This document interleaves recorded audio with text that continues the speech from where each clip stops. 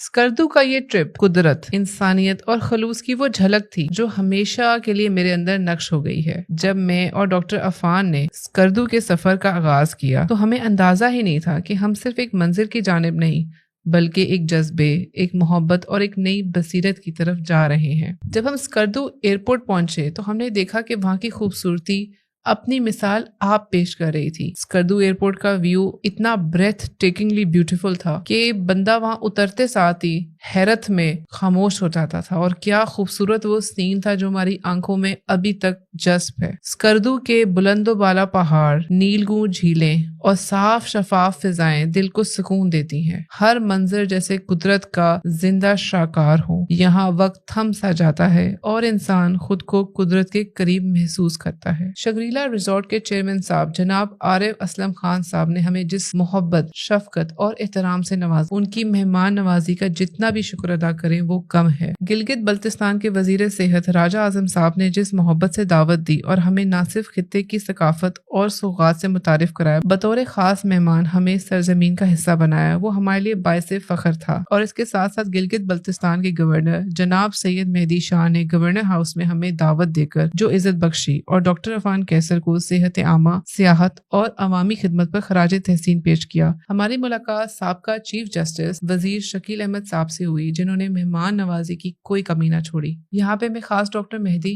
اور ڈاکٹر عقیلہ کا ذکر کروں گی، جنہوں نے ہماری مہمان نوازی میں کوئی کمی نہ چھوڑی۔ اسکردو میں چیری آن دا ٹاپنگ ہے شنگری-لا ریزورٹ، اور جو شنگری-لا کے جھیل کے کنارے جب ہم پہنچے تو الفاظ خاموش سے ہو گئے، اور دل جیسے خود رک کر اس منظر کو خود میں جذب کرنے لگا۔ یہاں کی گرینری، یہاں کا پانی، پہاڑوں کے دامن میں قائم یہ ریزورٹ اور فضا میں قدرت کی تازگی بھر رہے تھے۔ یہ سب کچھ کسی جادو سے کم نہ تھا۔ یہاں ٹور میں ہم نے پورا شنگری-لا ریزورٹ وزٹ کیا۔ یہاں کی بوٹنگ، رائڈنگ، اینیملز، ان کا جو زو ہے، ان کے 2 بیڈ اور 3 بیڈ اپارٹمنٹس، ان کے ولاز، ان کا فیمس شیلے ولا زبردست ہیں۔ یہاں کی ہینڈی کرافٹ شاپ بھی بہت خوبصورت ہے۔ یہاں پہ خوبصورت سا اورینٹ ایئر لائنر کا پرانا جہاز پڑا ہوا ہے، جو کہ اٹ سیلف ایک بہت ہی خوبصورت ٹورسٹ اٹریکشن ہے۔ عارف اسلم خان صاحب کی جو ڈیڈیکیشن ہے وہ ایک ایک کارنر پہ اس ریزورٹ میں نظر آتی ہے۔ پھر ہم نے وزٹ کیا اپر کچورا، وہاں کی زپ لائن، جیٹ سکینگ اور فاسٹ بوٹنگ سب بہت زبردست تھی، اور یقین مانے اسکردو ٹرپ کے یہ جو 3 ہم نے ایکٹیویٹیز کی، یہ ہمارے لیے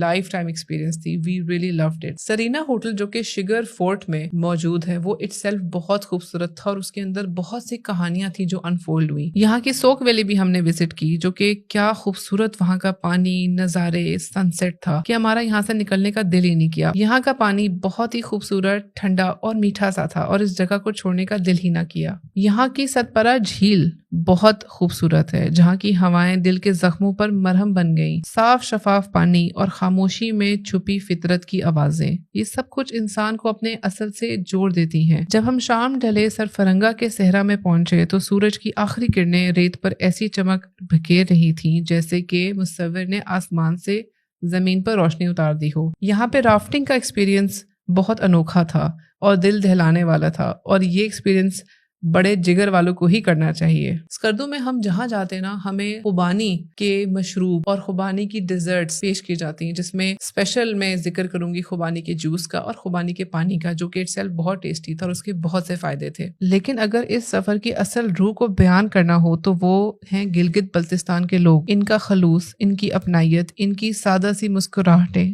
جو دل کو چھوتی جاتی ہیں۔ ہر جگہ، ہر قدم پر ہمیں یوں محسوس ہوا جیسے ہم اپنے ہی لوگوں کے درمیان ہیں، اور وہ محبت جو ہمیں ملی، وہ عزت جو ہمیں دی گئی، وہ الفاظ سے زیادہ معنی نہیں رکھتی۔ اس سفر کے دوران جب ہماری کچھ غیر ملکی سیاحوں سے ملاقات ہوئی تو ایک نیا زاویہ سامنے آیا۔ ان کی آنکھوں میں پاکستان کی خوبصورتی کی جھلک اور ہمارے کلچر کے لیے احترام دیکھ کر دل خوشی سے بھر گیا۔ ان لمحوں نے اس سفر کو عالمی احساس سے جوڑ دیا۔ گلگت بلتستان کے لوگوں کا دل اتنا بڑا ہے اور اتنا خلوص ہے کہ یہ اپنے سیاحوں کی بہت عزت کرتے ہیں۔ مجھے اور ڈاکٹر عفان کو انہوں نے بہت پیار دیا دیا, بہت عزت دی, اور ہم کچھ بھی لینے لگے نا تو وہ آگے بڑھ کے خود پے کرنے کے لیے آگے ہو جاتے تھے. یہ ان کا بہت بڑا خلوص ہے جس کی ہم ہمیشہ ان کی عزت بھی کریں گے, قدر بھی کریں گے اور یاد بھی رکھیں گے. بس پھر ہمارا واپسی کا ٹائم آیا. ہم نے بہت شکریہ کیا عارف اسلم خان صاحب کا اور ان کی بہن نیلوفر سعید کا, اور ہم واپس آ گئے اسکردو ایئرپورٹ. دل تو نہیں تھا جانے کا لیکن جانا پڑا. اس ایئرپورٹ پہ خدا حافظ کہتے وقت ہمیں ایسے محسوس ہوا کہ ہم اپنا دل کا ٹکڑا یہاں اسکردو میں چھوڑ کے جا رہے ہیں. سو اسکردو انٹل نیکسٹ ٹائم.